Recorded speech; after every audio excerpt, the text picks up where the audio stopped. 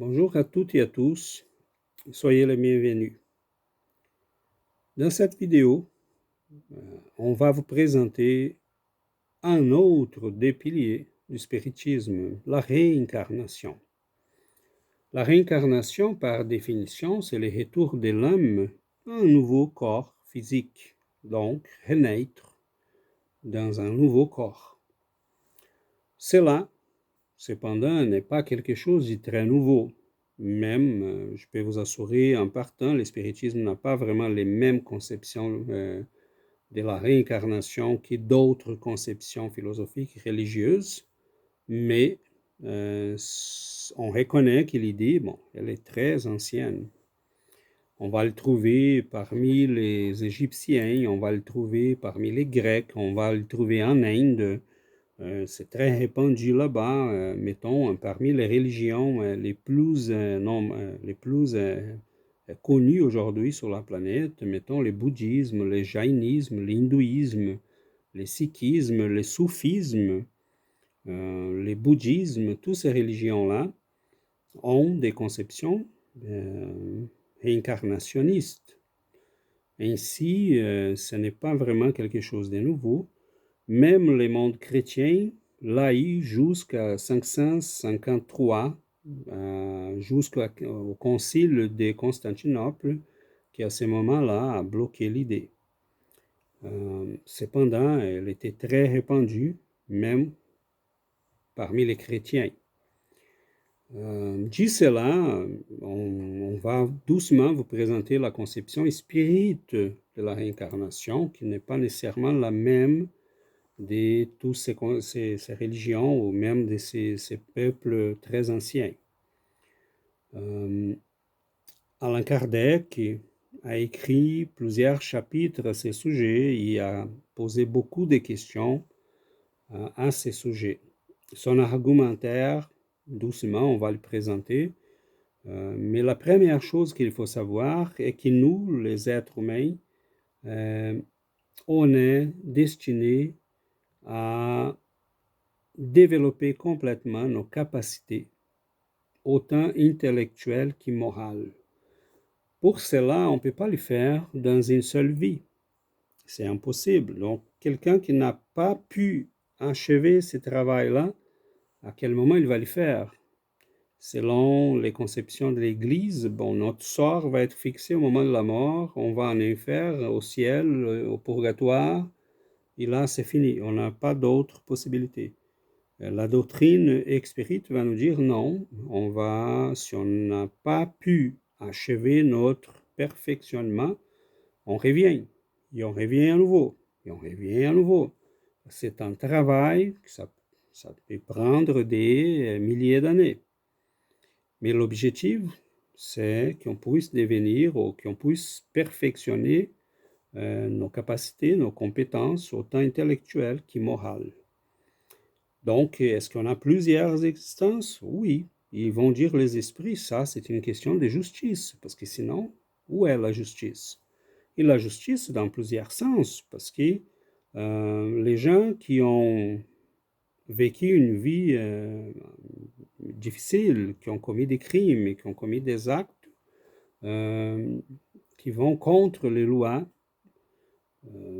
autant des hommes que de Dieu, et ils doivent répondre de ces actes. Donc la réincarnation va nous montrer que oui, on a tous à répondre de nos actes, et cela va se faire plus tôt ou plus tard. La réincarnation, elle peut répondre à beaucoup de questions. Et sans cette idée-là, c'est très difficile à expliquer plusieurs événements qu'on peut retrouver dans notre vie. Mettons, comment peut-on expliquer des enfants malades qui viennent à ce monde avec des maladies, des troubles, des complications, des syndromes, des enfants nés déjà aveugles. Il y a tellement de souffrances, de difficultés, de maladies. Est-ce que cela, c'est tout simplement les jeux de hasard, d'une combinaison biologique, c'est ça? Pour nous, les spirites, non. Il y a une raison à tout ça. et la réincarnation nous aident à comprendre plusieurs de ces phénomènes. Mettons, comment peut-on expliquer les enfants surdoués? Quelqu'un qui, à l'âge de 4-5 ans, est capable de faire des mathématiques, jouer à la musique, écrire des poèmes, comprendre la science. Et là, il y a quelque chose de bizarre, non? C'est tout simplement de la chance. Quelques-uns sont malchanceux, d'autres sont des privilégiés de la nature. Pour nous, les spirites, non. Cet enfant-là, surdoué, est quelqu'un qui a construit ses capacités. Il a bâti pendant des siècles ses compétences et ses capacités. Donc, c'est quelqu'un qui ramasse tout simplement les fruits de ses efforts. Mettons, comment peut-on expliquer les différences entre deux enfants qui sont nés de la même mère, qui ont des fois même une charge génétique presque identique, mais qui ont des caractères complètement opposés? Comment peut-on expliquer les sympathies spontanées qu'on a pour certaines personnes et les antipathies qu'on a pour d'autres? Comment peut-on expliquer les conflits à l'intérieur d'une famille? Vous allez voir que la réincarnation peut nous aider beaucoup à comprendre tout cela.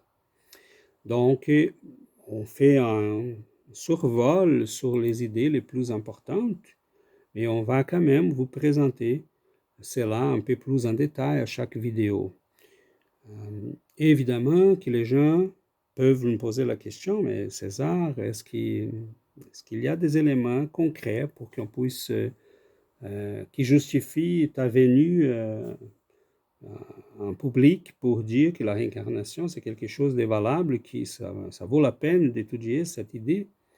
Bon, je pourrais vous avancer qu'en partant, il y a tout un argumentaire philosophique. Si vous voulez étudier davantage ça, il faut aller au livre des esprits. Là, il y a un chapitre vraiment super qui va nous montrer que si cet univers a une logique, il faut avoir la réincarnation. Sinon, il n'a pas de logique, il n'a pas de justice, c'est complètement de la folie. Mais si vous voulez passer à côté de l'argumentaire philosophique, on peut parler des preuves. Les preuves sont très nombreuses et aujourd'hui sont des éléments étudiés par la science, par les scientifiques. Il y en a plusieurs types de preuves. Mettons les souvenirs des enfants, spontanés, des souvenirs spontanés. Aux États-Unis, on a eu un scientifique, Ian Stevenson, qui a étudié plus de 2500 cas. Et dans ses livres, il va raconter plusieurs de ces cas et on est en face de quelque chose d'extraordinaire. On va vous donner un exemple aujourd'hui. Les souvenirs des adultes. Et cela peut arriver sous plusieurs conditions qu'on va vous en parler. Les thérapies basées sur la réincarnation, donc les thérapies des vies passées. Très intéressant parce qu'ils sont des scientifiques qui travaillent là-dedans et qui ont écrit, on a une littérature sur ça, des références qui sont très très nombreuses. On va vous laisser quelques-unes. Les souvenirs qui vont apparaître dans des occasions comme, mettons, la personne fait usage des drogues et à un moment donné, c'est là, on a eu des cas qui ont été publiés. La personne faisait un retour et s'approprier de ses mémoires de son passé. On a aussi des traumas qui vont arriver, qui peuvent amener la personne à revivre ses mémoires du passé. On a des expériences mystiques qui peuvent aider la personne aussi à rencontrer ses mémoires, comme la méditation, l'extase et d'autres. Et tout cela n'est pas très difficile à comprendre parce que, selon Ian Stevenson, au moment qu'on réincarne, notre mémoire du passé est comme qui mise à côté, comme un peu cachée, elle va au niveau inconscient. Et bon, cela est très logique et on pourrait en discuter davantage, mais imaginez que vous êtes né dans une famille et vous avez un conflit avec votre père, un conflit d'une vie passée. Bon, là, il va pas t'aimer, ton père, hein, parce que là, bon, vous êtes la personne qui l'a fait mal, et là, vous revenez dans sa famille. Donc, la mémoire, il faut enlever la mémoire pour qu'on puisse recommencer une nouvelle expérience. Mais cette mémoire du passé, là, elle fait partie de notre structure et on peut y accéder. Donc, il y a un Stevenson, on va dire, qui mettons, dans certains moments, comme l'utilisation des drogues ou des expériences mystiques ou la méditation, on est dans des expériences qui vont enlever les conscients, ils vont permettre l'accès au inconscient. On peut le faire par l'hypnose aussi, comme dans les thérapies des vies passées. Ici, il y a plusieurs manières d'y arriver à rencontrer ces mémoires-là. Cependant, pour les enfants, ça c'est quelque chose de très beau à voir, parce que les enfants, ils sont très spontanés, hein. Un enfant, il va pas construire une histoire pour nous tromper. Il y a des cas qui vont arriver et qui sont très, très étonnants. Euh, il y a un Stevenson et il y en a d'autres, hein, chercheurs, qui vont raconter ces histoires, qui vont faire des enquêtes très, très en profondeur pour infirmer ou confirmer ces histoires.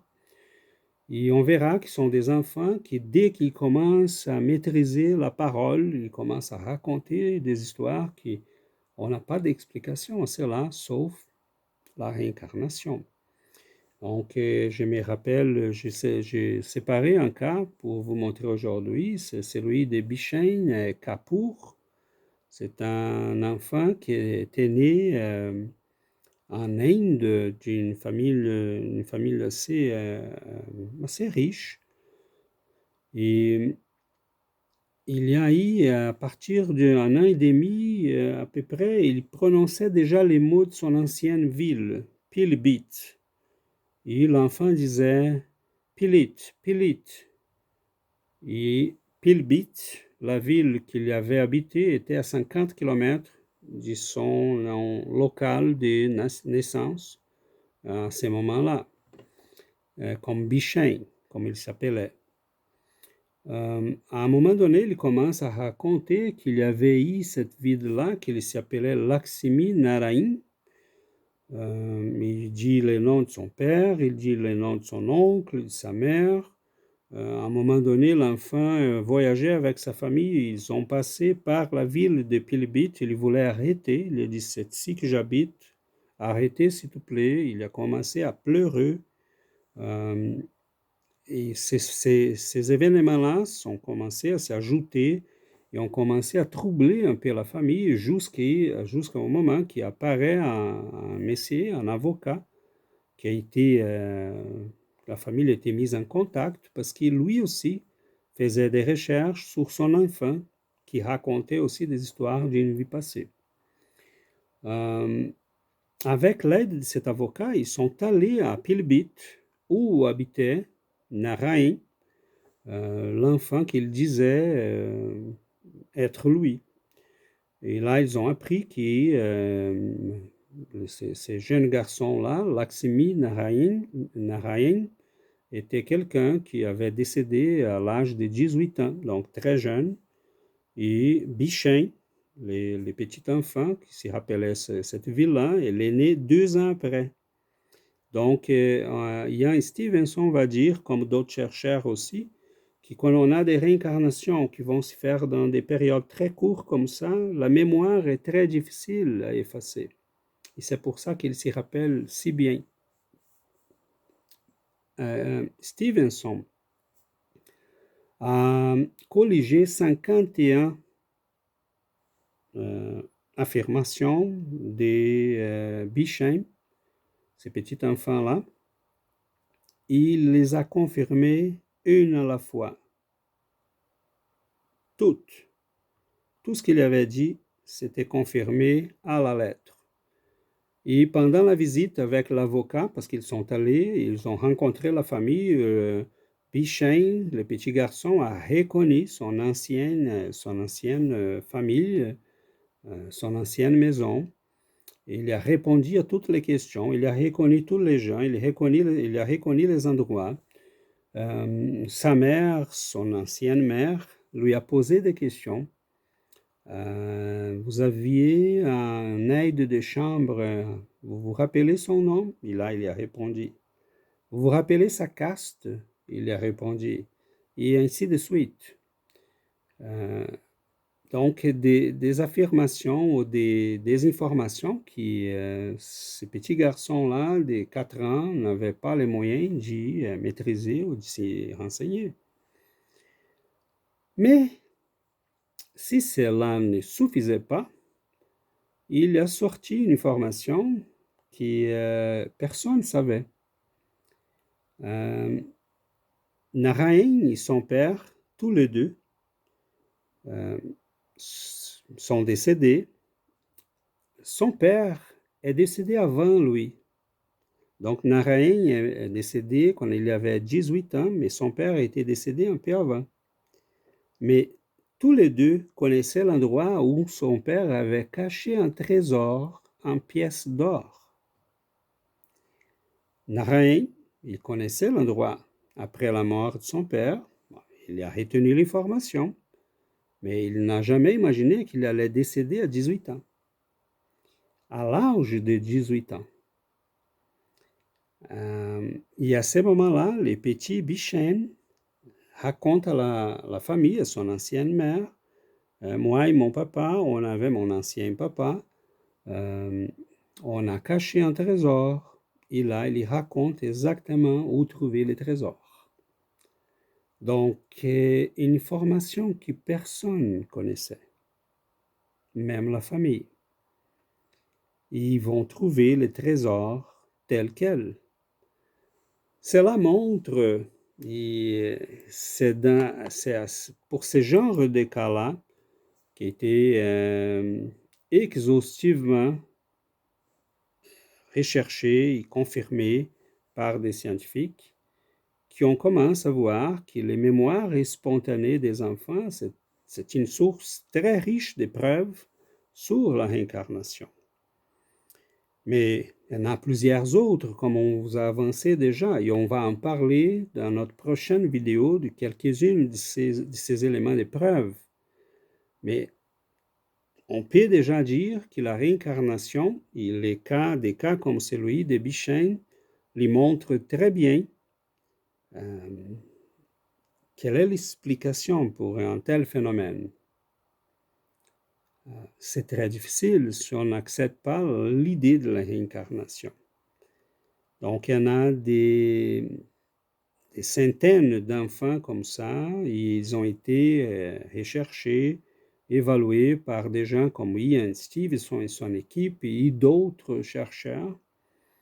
Ils sont des cas qui, Stevenson disait, on accepte la réincarnation ou il faut que quelqu'un me donne une explication qui soit plus convenable. Donc voilà, aujourd'hui on voulait vous présenter un peu la base de ces idées. Oui, on est une âme, mais on a la possibilité de venir à chaque fois, selon nos besoins, habiter un nouveau corps pour entamer une nouvelle expérience, pour grandir, pour expier nos fautes du passé, mais aussi pour améliorer nos compétences intellectuelles et les capacités morales que nous avons à développer. On va en parler de tous ces éléments avec beaucoup plus de précision, mais pour notre deuxième vidéo, on va vous présenter d'autres éléments de preuve scientifiques sur la réincarnation. Et probablement pour notre troisième vidéo sur les sujets, on va vous présenter les conséquences de toutes ces idées pour la vie humaine et pour la société humaine. Et elles sont très nombreuses. Donc, pour aujourd'hui, Je pense qu'on a déjà eu plusieurs éléments très intéressants. On vous laisse dans la description les informations qui ont été soulevées dans cette vidéo et on vous invite à être là pour notre deuxième vidéo sur la réincarnation. Si vous avez aimé ces sujets, inscrivez-vous à la page du Centre Spirit Chico Xavier et vous allez recevoir des informations sur nos études en ligne qui vont commencer bientôt en français. Donc, vous allez pouvoir jaser avec nous, participer de nos études et approfondir ses connaissances. Pour aujourd'hui, c'est tout. Je vous remercie énormément de votre attention et à la prochaine.